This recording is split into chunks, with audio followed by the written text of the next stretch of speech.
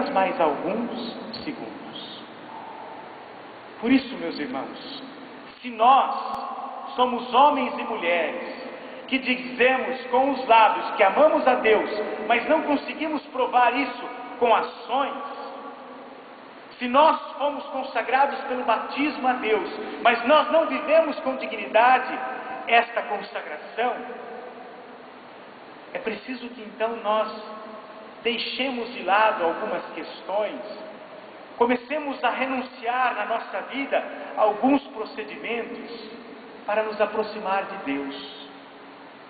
Procure, gente, saber das pessoas que você vive, convive, quem é Deus na vida delas. Pergunte para o seu pai, para a sua mãe, pergunte para os seus avós. Qual é a diferença entre uma vida para com Deus e uma vida longe de Deus? E a experiência dos anos vividos vão mostrar para vocês que as pessoas que buscam Deus desde a tenra juventude se alargam os horizontes. A sua liberdade é plena e os seus olhos são desvendados para a verdade de Deus. E é essa a proposta da liturgia na festa da apresentação do Senhor. Tirar a venda dos nossos olhos para que nós possamos enxergar com o coração qual é essa verdade de Deus. A primeira leitura de hoje é retirada então do profeta Malaquias. O profeta Malaquias viveu mais ou menos 450 anos antes de Jesus nascer. Israel, como sempre, vivia um momento deplorável na sua vida. Era uma sociedade de grandes diferenças. As pessoas se entregavam à imoralidade, às orgias sem fins. O governo, que eram os poderosos, massacravam os ricos. E a religião era justamente uma religião de troca de merecimentos. Eles achavam que entregando algumas coisas a Deus, prestando algum culto, alguns ritos, eles estariam salvos. Era essa a troca. Eu pratico alguns ritos e aí eu estou salvo. Gente, os ritos, eles existem na igreja até hoje, mas eles se esvaziam quando eu só faço para cumprir tabela. Eu acomodo a minha vida para realizar o rito, mas eu não entrego o meu coração. Por isso vocês que estão se preparando para passar pelo rito do sacramento do matrimônio, tenham cuidado. Não queiram fazer uma questão só para a sociedade ver, acomodar a sua vida ao rito do matrimônio, mas coloquem e se empenhem para o que vossos corações sejam envolvidos de certa forma que o rito venha simplesmente completar aquilo que vocês já vivem. Por isso, diante dessa sociedade de Israel, onde tudo estava meio que desorganizado, meio bagunçado, começaram a se desenvolver uma ideia. Aonde está Deus nesse momento, que não olha para essa situação? Será que Deus não é capaz de interferir para que as coisas podem mudar? Será que Deus existe? E aí o profeta responde: Deus existe. Ele é como um anjo mensageiro, e Ele está para chegar nas vossas vidas. Só que Ele vem como barrela dos lavadores, como sabão de lixia. Lixia, gente, é uma erva que produz uma espuma como o sabão, mas ela tem muito iodo. Por isso, ela serve para lavar principalmente as feridas.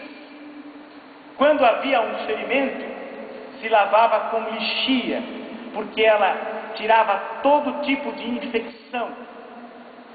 E o homem ficava purificado.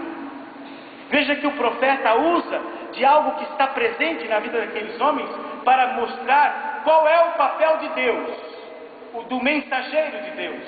Ele vem purificar, ele vem fazer com que todas as feridas da humanidade sejam lavadas. E a profecia de Malaquias aconteceu na pessoa de Jesus Cristo. O que no Evangelho de hoje é colocado nos braços de Maria e José e são apresentados ao templo. O Evangelho não segue uma cronologia. Na segundo a lei judaica, 9 dias após o parto, a mãe deveria ser purificada porque ela perdera sangue na hora do parto. E o menino primogênito do sexo masculino deveria ser consagrado a Deus.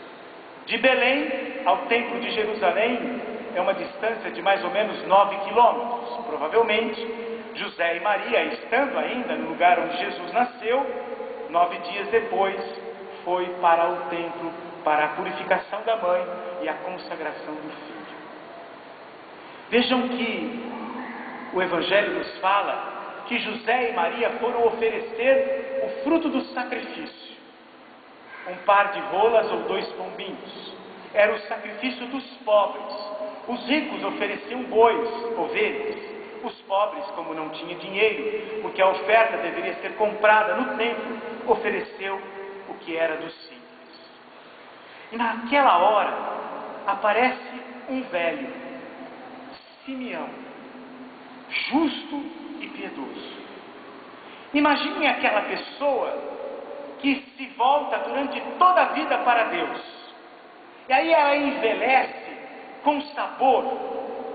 Ela tem idade, mas ela não tem o espírito velho. E ela sabe que a morte na sua vida é iminente. E ela não fica resmungando nos cantos. Ele é um velho feliz. Um velho realizado em Deus. Ele representa todo aquele homem, aquela mulher que em Israel esperara durante séculos o nascimento e a vinda do Messias. Acontece que Israel esperava um homem forte como Davi, que viesse então tirar do poder aqueles que corrompiam e colocar os justos. E ao invés de vir um homem forte, vem a fragilidade de uma criança. Porque Deus, gente, nunca, jamais vai usar a lógica dos homens. A lógica dos homens tem sempre uma segunda intenção. Deus, na sua lógica, só tem uma intenção: a salvação dos homens. Maria apresenta o menino. Simeão toma nos braços a criança e diz: Senhor, deixa que agora este velho morra em paz.